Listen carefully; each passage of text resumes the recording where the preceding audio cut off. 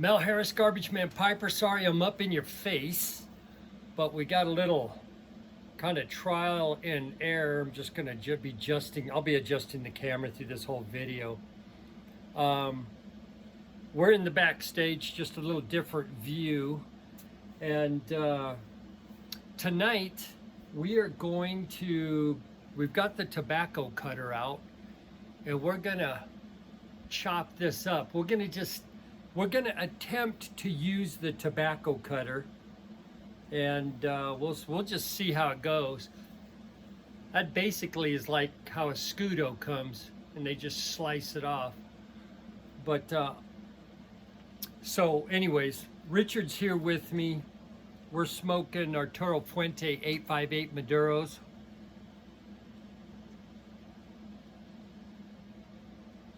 A great $6 stick.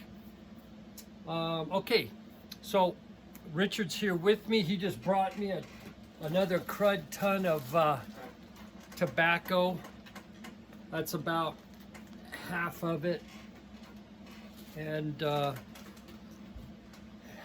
just seems like it never ends. He keeps finding stuff. So we are going to spin the camera down here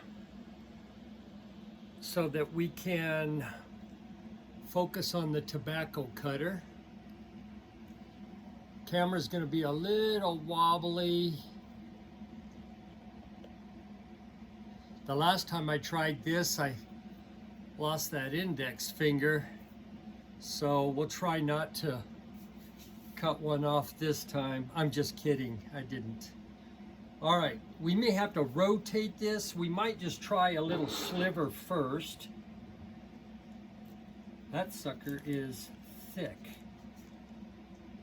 We're gonna just try a little sliver first to see if we can't get that cut off.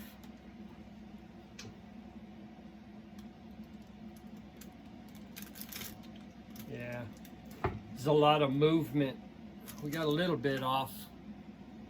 So instead of trying to do that, I think what we'll do is I've got 3 jars here. I'm just gonna put guesstimated amount of tobacco in there.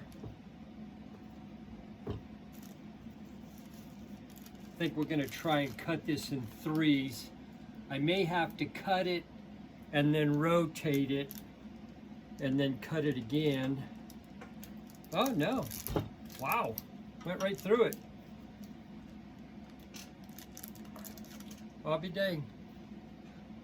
It cut it just like that. That's surprising. So we're just gonna put a little bit in it. Wow, that thing's got a lot of leverage. That'll take your finger off. But we're gonna try and just cut this one in half.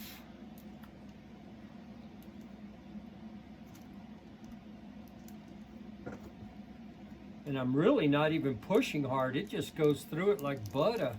Like butter. Very nice. There we go. The issue now is getting it to where you've got some stability so that you can cut actual slices off of it, which is probably more dangerous than I should try. You just got to get it to where it doesn't move. Yeah. So, yeah, there's a lot of movement there, but we got enough. I mean, that's small enough to break up and smoke. So, well, there you go.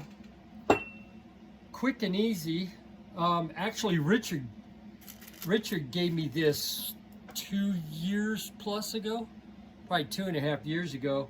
And I cleaned it up and took all the rust and everything off of it. But what a great little machine to have around.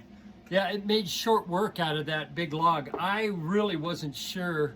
I really wasn't sure it was even going to work. So there you go. Just doing a little experimenting with the tobacco cutter. That's more fun than we should be allowed to have. So the tobacco cutting-o-matic. if you want to get a closer look at it, it's made by Arrow.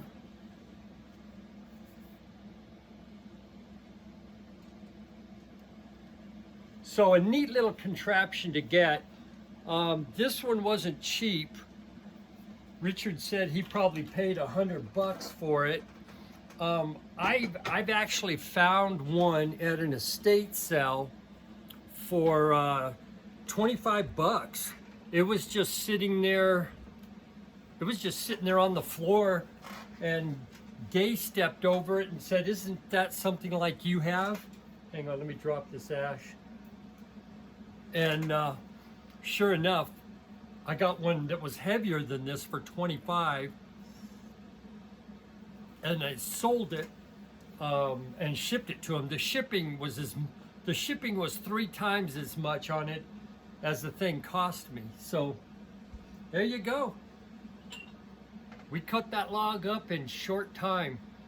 It might be something good to use. I don't know if it would be just safer to cut it maybe with a knife, if just shaving pieces off of it, other than getting that thing out. And not that it wouldn't make short work of it. So there you go. We're just cutting a log of tobacco with the pipe cutter here in the backstage. Mel Harris, Garbagemanpiper, saying, "Sweet chicken, baby." Y'all be safe out